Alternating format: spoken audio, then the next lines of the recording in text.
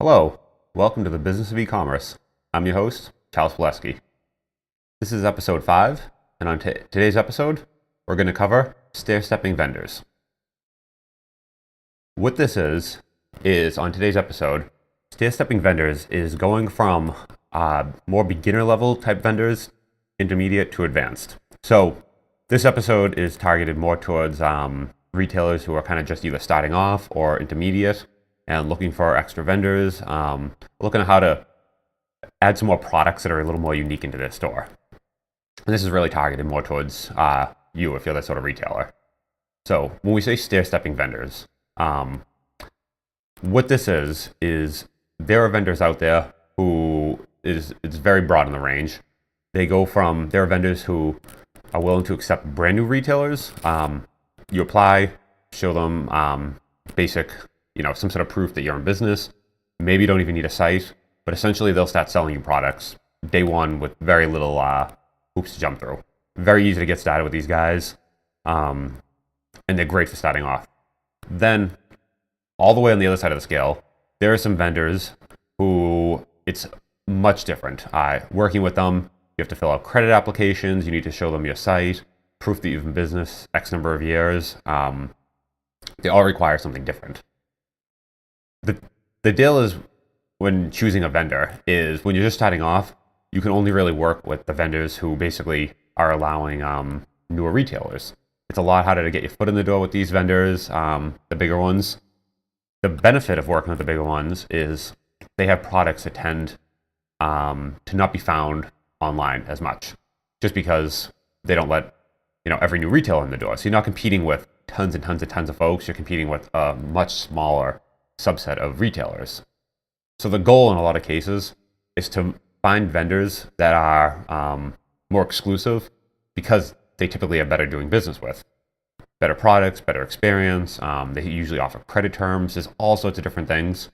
But usually when you're just starting off, it's hard to get your foot in the door with these vendors. So what I've done and what I recommend other retailers do is, when you first are starting off, always begin with these intro vendors, beginner vendors, ones that basically just let you get your foot in the door, as long as they have the type of products that are in your niche. So let's say you decide you're going to sell, a particular type of product in the sporting goods niche. You then find vendors in that niche that have some sort of products in that category, who, something you're interested in selling. Maybe it's not exactly the products you want, but it's at least in your niche, it's in your field, it's things that fit with what you're looking to do. Get started with those vendors, get your site up and running, get some products on your site. Doesn't have to be perfect from day one, but at least now you have some products. You're in business, you can start going out there, generating some AdWords, getting some traffic in the, on the site, some orders, some interest, start building, newsletter, Facebook audience, things like that. Basically start promoting the site and get in business. Once you do that, other vendors in that industry, it's a lot easier than approaching the next vendor. Maybe they're, day one, that's someone that wouldn't talk to you. But now that you have that, it's a lot easier to approach the next vendor and say, hey, look, I have the site XYZ, here's the URL, check it out. Here's the type of products we sell. We're interested in bringing on these products, these also sporting good products from you. I'd like to get started.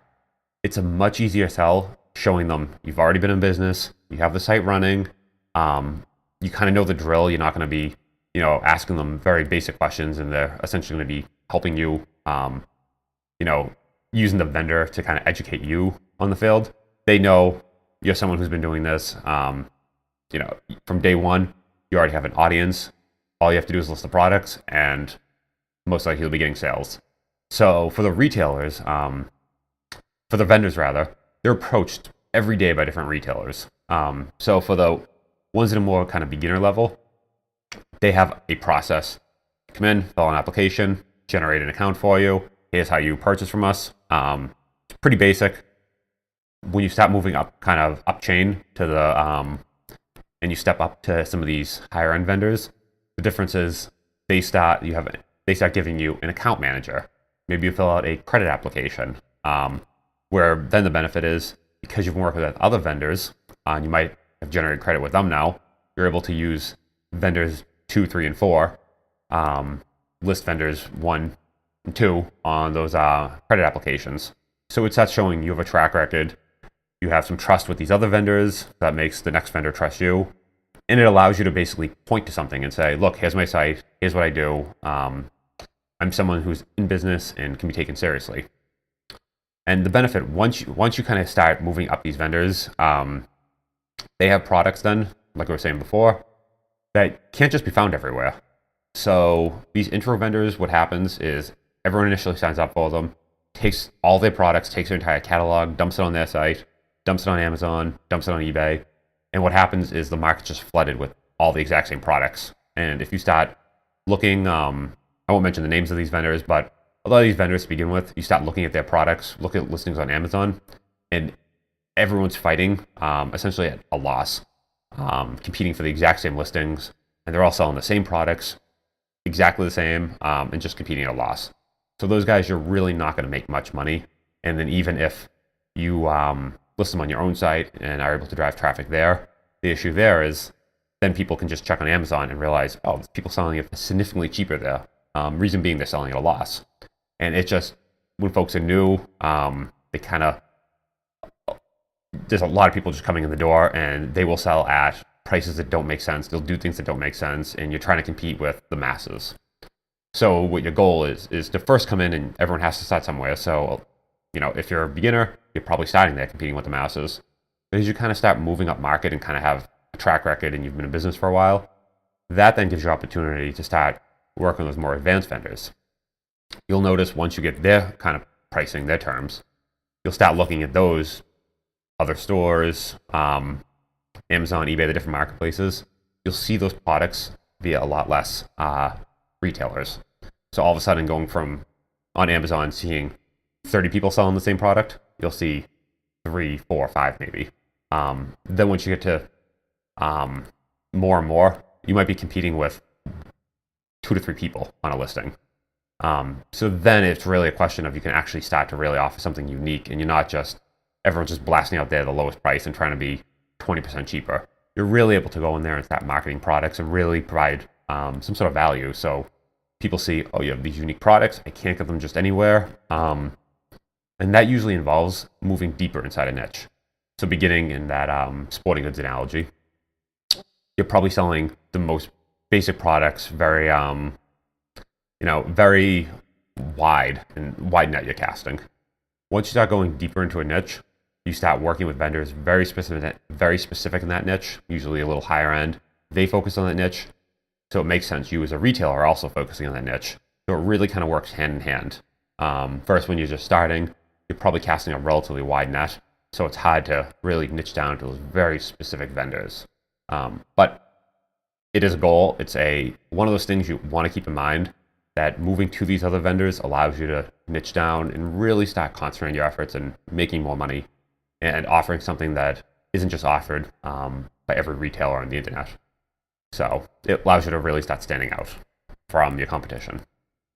I hope that helps. It's another tactic that I've personally employed. I've seen other retailers use it, and it's just something that when you're starting, you go to a lot of vendors and you see no, basically they're not willing to work with new retailers.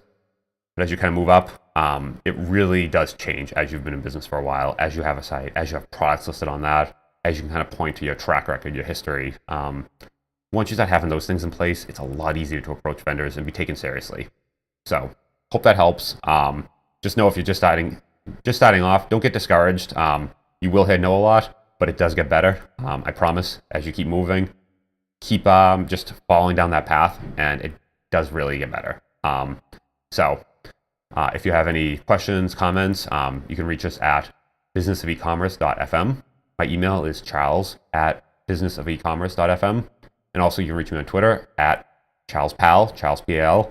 And I'm happy to hear any feedback. And until next time, talk to you soon. Have a good one.